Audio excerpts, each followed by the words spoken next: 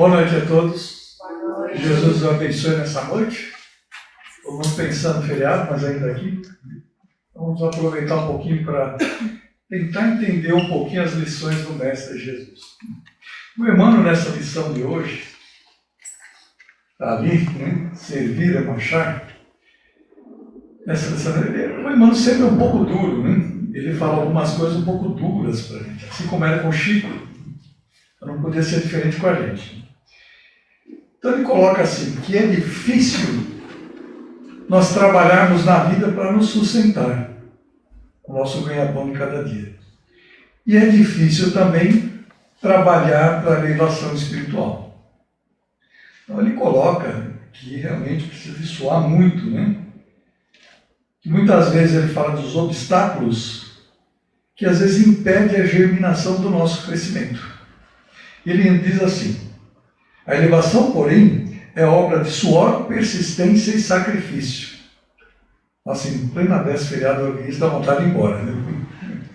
Suor, persistência e sacrifício. Não tem nada de bom, então, para a gente fazer com o Evangelho, né?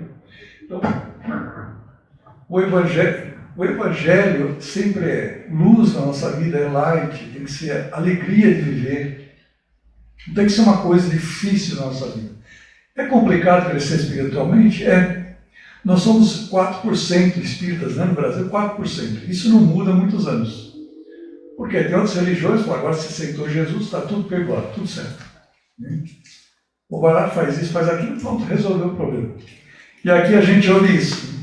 Tem que se melhorar, tem que aprender, tem que se aprimorar. Né? Servir e marchar. Então tem que caminhar. Então, quando a gente começa a pensar em tudo isso, no Evangelho diz assim, lá em Hebreus, capítulo 12, versículo 12. Portanto, tornai a levantar as mãos cansadas e os joelhos desconjuntados. Mensagem de Paulo para nós. Então, mãos cansadas, joelhos desconjuntados. Quem está aqui já não chegou a um ponto na vida que falou assim, não, quero desistir, é muita coisa ao mesmo tempo, muito problema. Quer desistir, já pensou até em morrer, suicidar? Quem já não passou por isso? Como a tristeza profunda que abalou a sua vida, que passou por momentos de depressão, não queria sair e falar com ninguém, quem já não passou por isso? Então Paulo se refere a isso, a esses problemas, esses tropeços da vida, essas provações, que às vezes o nosso ânimo vai lá embaixo mesmo, é normal, nós temos os altos e os baixos da nossa vida. E quando a gente começa a se entender como gente, a gente começa a ter os problemas. Quando é criança é tudo maravilhoso. Depois, quando a gente assume as responsabilidades de adulto, aí vem as cobranças. Então, quando a gente começa a se entender como um trabalhador do bem, a gente pensa, mas é fácil fazer isso? Como é que a gente faz? Então, a gente queria falar um pouquinho sobre isso. Antes a gente vai citar uma pessoa. Vou citar uma pessoa, vamos ver se vocês adivinham quem é. Ele nasceu na Transilvânia, diz que 28 de maio de 1696. Lá foi, para o século XVIII, foi uma figura meio misteriosa no meio ocidental lá da Europa. Então ele era tido como uma pessoa que nunca envelhecia. Parece que ele estava sempre jovem. Vocês sabem mais ou menos quem pode ser? Alguém arrisca? Conde Drácula, é isso que eu queria que vocês pensassem, inclusive vocês aí. Não é não. Mas parece, né? Coisa de ficção. Também não é Peter Pan. É uma pessoa chamada Conde de Saint-Germain. A gente ouve muito falar de Saint-Germain. Né? Então essa pessoa, né, que foi uma pessoa que não é do meio espírita, normalmente não é muito visto no meio espírita, falado, ele viveu mais ou menos 200 a 300 anos, os reis, os relatos, citam ele. Primeiro, como um cara vive 200, 300 anos? Muitos relatos diziam que encontravam ele 50, 55 anos depois, ele parecia que tinha 45 anos. E ele trabalhava com tecidos, não desbotavam, queria que fosse hoje, que ele fizesse hoje, né? Não desbotavam, os tecidos eram cores maravilhosas, diziam que ele manipulava ouro, Então ele é uma pessoa que ninguém sabe exatamente onde ele nasceu, ninguém sabe exatamente quando e onde ele morreu. Mas ele foi um trabalhador do Cristo que interferiu em várias coisas na realeza antiga para que não acontecesse alguns desastres. Então ele tinha evidência, ele fazia premonições também, auxiliava as pessoas. E ele ficou desapercebido um pouco na história. Hoje se fala um pouco mais dele, o pessoal da Fraternidade Branca que fala muito, né, do Conde de Saint-Germain. Eu tinha uma amiga médica que era da Fraternidade, quando ela falou a primeira vez, algum santo, algum espírito que eles adoram. Não, ele existiu mesmo, fui lá pesquisar, ele existiu mesmo. Então, tem pessoas que têm um dom de fazer coisas impossíveis. E o próprio Jesus falou, vós sois deuses, tudo que eu posso fazer, vocês podem muito mais. E nas tribulações da vida a gente esquece disso. Então, como que a gente pode melhorar isso na nossa vida? Então, como eu falei, quando Saint-Germain, né, o próprio Voltaire falava assim, só para interromper, um homem que sabe de tudo e que nunca morre. O Voltaire, o nosso cientista Voltaire, conheceu ele e falou isso a respeito do Conde de Saint-Germain. Ele que era um sábio da ciência na época, falou que ele sabia de tudo. Como é que um homem chega a esse ponto? Revolução, reencarnação após reencarnação, esforço. Ele viveu numa época da revolução, né, revoluções lá dos impérios, que cortavam cabeça, aconteceu muita coisa triste. E ele tentou evitar, tentou ajudar que o planeta não fosse por esse caminho. Mas nem sempre a gente consegue os objetivos que a gente quer. Então a gente luta, mas não dá para esperar que tudo aconteça, porque depende das pessoas também. Então quando a gente começa a pensar, né, qual era o segredo desse homem? Tudo bem, ele evoluiu, ele tem trazido muitas coisas na sua evolução ao longo de várias encarnações. No Evangelho segundo o Espiritismo, no capítulo 7, sede perfeitos, ele fala assim, cuidar do corpo e do espírito, lá no item 11. Consistirá na maceração do corpo a perfeição moral? Ou seja, a gente se mata de trabalhar, né? Se desgasta, não dorme bem, não come direito, tudo para adquirir la plata, né? Dinheiro, para o nosso sustento. Então, será que isso nos ajuda a evoluir? Ali eles falam que não. Então, nós temos que respeitar o nosso corpo, porque ele é a morada do espírito. Se ele não está bem, o nosso espírito não consegue se manifestar bem ali também. Senão o nosso corpo está doente, cansado, esgotado, como é que o nosso espírito pode atuar plenamente no nosso corpo? Então nós temos que preservar o nosso corpo. O Evangelho nos traz isso.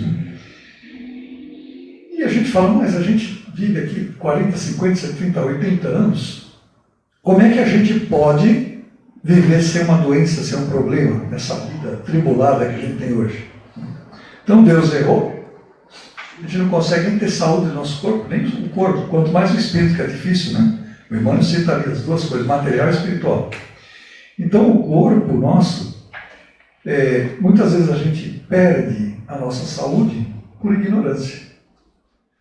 Então quando se fala, será que Deus errou no nosso corpo? Tantas doenças, a gente não veio preparado para isso. Aí a gente vai lá na Organização Mundial de Saúde e vê uma nota lá.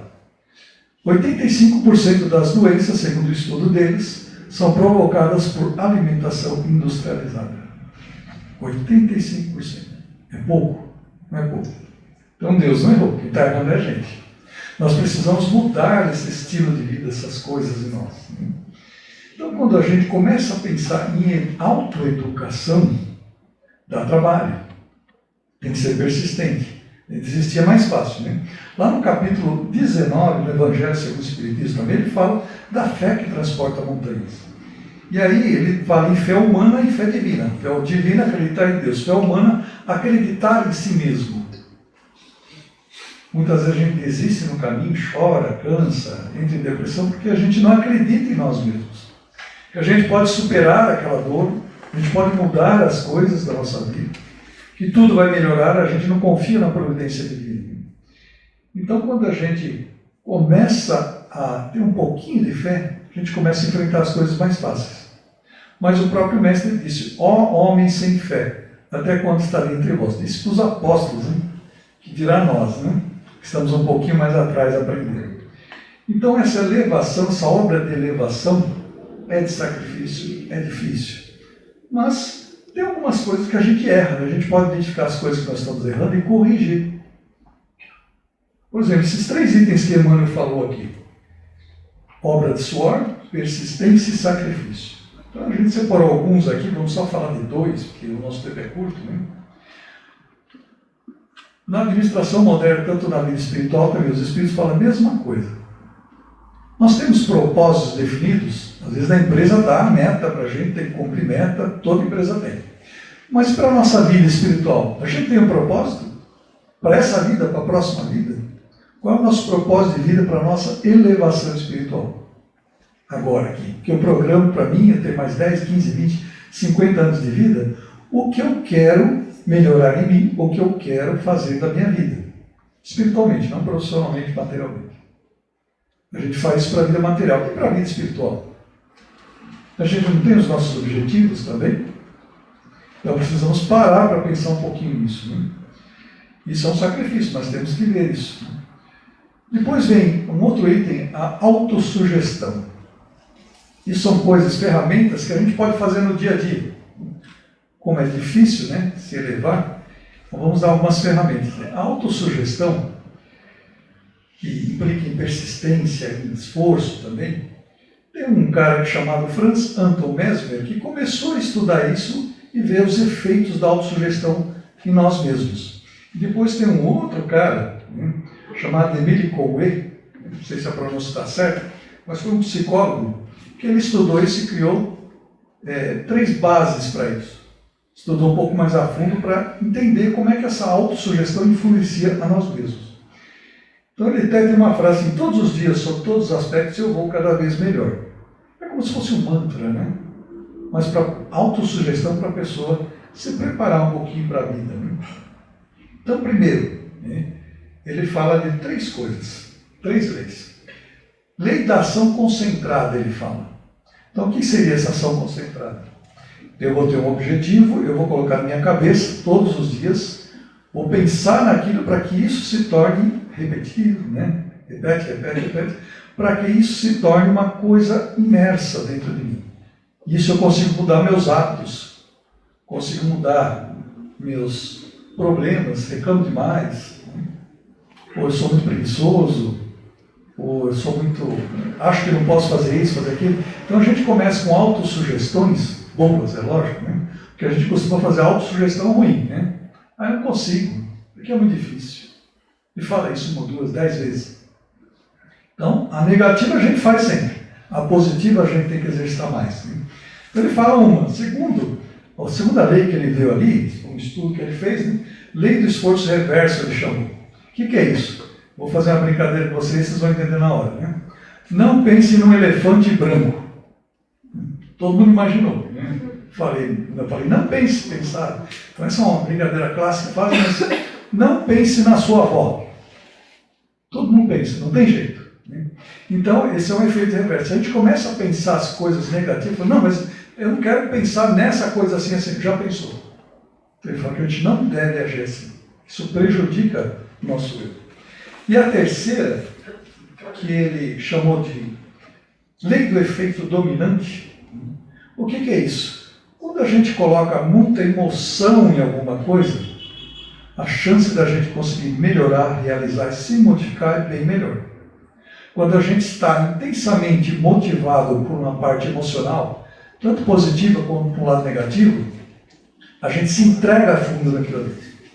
Então a emoção, ela nos ajuda muito na autossugestão de modificar características em nós e de melhorar hábitos que podem ser melhores para a nossa vida. Aqueles hábitos ruins que a gente não consegue mudar de jeito nenhum, né? Desde vou emagrecer, então vou começar a fazer jejum depois do feriado, né? Porque o feriado a gente vai aproveitar ao máximo, né? Desde isso daí até modificar características da nossa personalidade que são ruins, que a gente identifica que não são legais. Seja desanimar demais, seja mentir, seja ser tolerante demais. Então mudar algumas características. Então outra coisa que o Kardec sempre falava, conhecimento. Na doutrina, nós precisamos ler. Só assim a gente vai conseguir melhorar. E caminhar com os problemas da vida para conseguir, com esse conhecimento, se ajustar na nossa vida e ter mais experiência. E o futuro traga coisas melhores, porque as provações estão aí. Nós estamos ainda no planeta de provação. Vai melhorar, mas ainda estamos.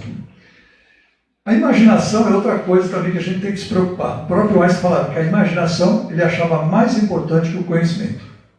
E essa imaginação, muitas vezes, a gente fala assim, nossa, aquela pessoa fez isso, fez aquilo para mim, e fica repetindo, fica mentalmente repetindo tintim por tintim o que fizeram para a gente, que magoou, que chateou. Então a imaginação é uma coisa que nós precisamos controlar. Jesus falava, vigiar e orar para não cair em tentação.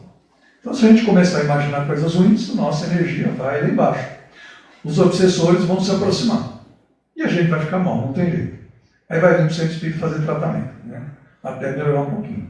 É uma muleta, a gente tem que melhorar aqui a cabeça, o coração, para jogar a muleta do tratamento do passo fora e poder caminhar, como o meu irmão diz na lição de hoje, caminhar para frente, para a gente poder conseguir se elevar um pouquinho. Tem outros itens que a gente poderia falar também, mas eu queria falar do planejamento de vida. Então, a nossa vida tem que ter alguns sacrifícios, como a Emmanuel fala. Nosso planejamento, agora todo mundo só pensa no feriado. Tá certo, a gente trabalha o dia inteiro, chega cansado, quer ver o seu futebol, sua novela, ou qualquer outra coisa que gosta de ver, se jogar no sofá e ficar um pouco. Temos esse merecimento. Mas também, a gente tem que pensar em outro lado, se planejar para... Quantos leram um livro esse mês? Não precisa nem ser espírita. Um livro. 2, levanta a mão. 2, um só. 3. Ela continua a levantar. 3, né? Então, é um mal do brasileiro, uma estatística brasileira, e é um mal dos espíritas também, de ler muito pouco. Por isso que é difícil ser espírita, porque a gente precisa ler. A leitura vai nos esclarecendo e vai nos ajudando a dar ferramentas para a gente se melhorar interiormente. Quando a gente começa a relacionar essas mudanças com o tempo, então, por exemplo, eu tenho aqui, vou planejar fazer as coisas. Qual o tempo que nós estamos tirando para ler? Qual o tempo que nós estamos tirando para ajudar o próximo?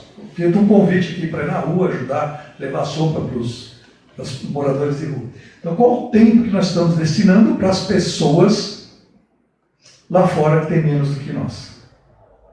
Não moderno, o espírito que está junto de nós, da minha esposa há muito tempo, ele falou uma coisa recentemente, ele falou, a gente se preocupa muito com as nossas coisas, família, profissão, carreira.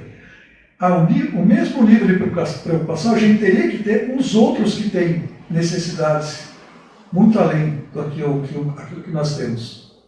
Então, nós não temos o mesmo nível de preocupação. Quando dá, eu faço. Quando tiver um tempinho, a gente vai fazer. Então, quando a gente começa a pensar em empregar o tempo para as coisas boas, e o tempo é uma coisa assim. O próprio Einstein definiu tempo e espaço, O tempo está ligado ao espaço. Se ele mede o tempo, sai daqui, chegou lá no fundo em 15 segundos, meça um tempo. Então, ele depende do espaço. O plano espiritual, se deu o tempo deles, onde começa e termina, a eternidade, então o tempo deles é diferente. E o Einstein fala que esse tempo varia de acordo com o observador, da velocidade dele e da força gravitacional da matéria que existe ali. Como que é isso? Quer ver uma coisa?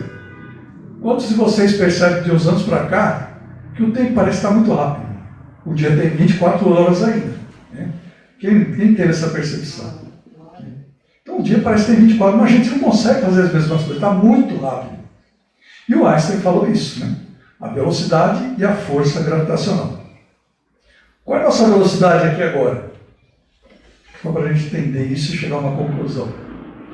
Qual é a nossa velocidade sentada aí no banco agora? Zero. Mas aqui na escolinha o professor Raimundo te dou zero também. Brincadeira. Nós estamos aqui girando em torno do eixo da Terra a 1.675 km por hora. Estamos girando em torno do Sol a 107.000 km por hora, segundo os cientistas. E a nossa galáxia, em torno do centro da galáxia, aproximadamente a 1 milhão de quilômetros por hora. Será que aconteceu alguma coisa no universo para modificar isso daí, o nosso tempo? Apesar dele ter 24 horas. E o nosso planeta está tendo transformações. O próprio universo ao nosso redor está se transformando. Então, quando a gente começa a pensar em tempo para realizar as coisas na vida, o tempo está muito rápido. E os próprios astronautas, quando vão fora da Terra, eles envelhecem mais rápido. As células dele envelhecem mais rápido. Tem fenômenos de ufologia, de sequestro de pessoas, que ele fica 3 horas sumindo, volta, está barbudo, cabeludo, parece que para ele foi uma semana. Como em 3 horas ficou barbudo, cabeludo? Então o tempo é relativo, como Einstein dizia. Mas por que estamos falando isso? Porque o nosso tempo está ficando curto. A nossa transformação planetária está chegando.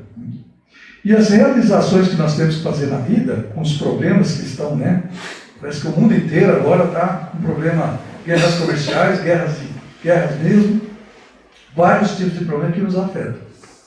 Então nós temos que acelerar, aproveitar o nosso tempo com coisas do Evangelho também, da parte espiritual. Porque o tempo está correndo muito rápido.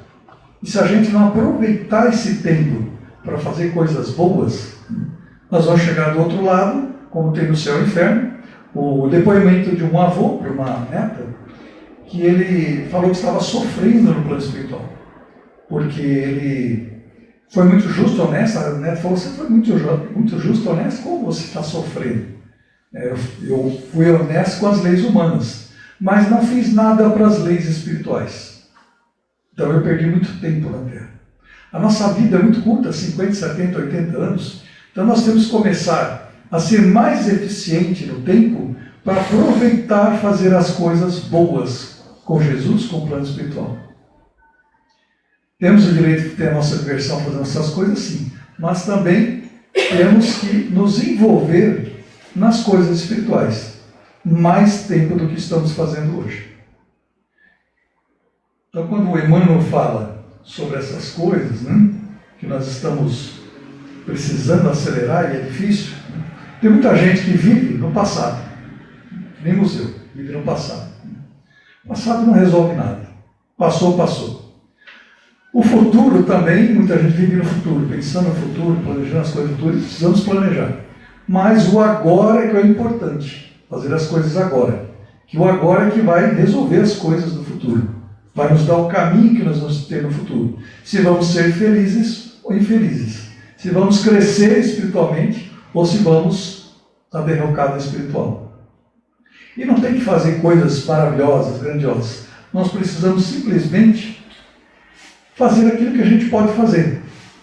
Como a gente falou agora há pouco, fé humana e fé divina.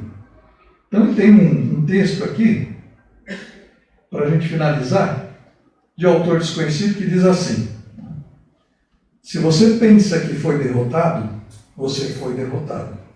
Se você gosta de ganhar, mas pensa que não pode, é quase certo não poder. Se você pensa que perderá, está perdido. Pois fora do mundo achamos que o sucesso, seja material ou espiritual, começa com a vontade do sujeito. Isso que muitas vezes nos falta. Tudo está no estado de espírito.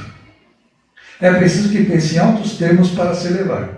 É preciso que esteja seguro de si antes de poder ganhar um prêmio. Ou seja, ter fé em si mesmo. As batalhas da vida não são sempre do homem mais forte ou mais veloz. Mas cedo ou tarde, o homem que vence é aquele homem que acredita que pode vencer.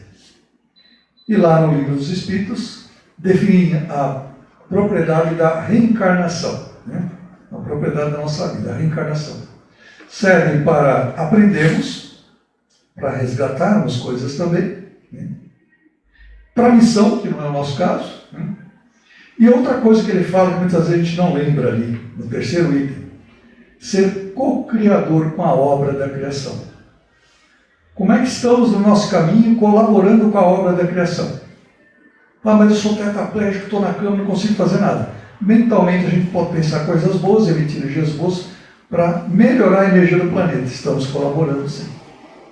Estamos colaborando com a natureza, com os animais todo dia, com as plantas, e conosco mesmo, com as pessoas ao nosso redor. Então que a gente possa, no nosso caminho, apesar de todas as dificuldades, lembrar que nós podemos. O homem que vence espiritualmente é aquele que acredita que pode vencer. Com tantos exemplos que tivemos, como Paulo de Tarso, com os apóstolos, devemos encarar os problemas da vida como coisas a serem superadas. Que nós merecemos passar por aquilo exatamente daquela forma. Porque é o nosso aprendizado. Se não fosse, não chegaria até a gente daquela forma. Então que a gente possa, com Jesus, aprender a usar esses dons que temos da vida para fazer o bem onde pudermos, com o que temos hoje de bom, e aprimorar o nosso lado bom cada vez mais, para ser mais eficiente nas hostes de Jesus. Que assim seja.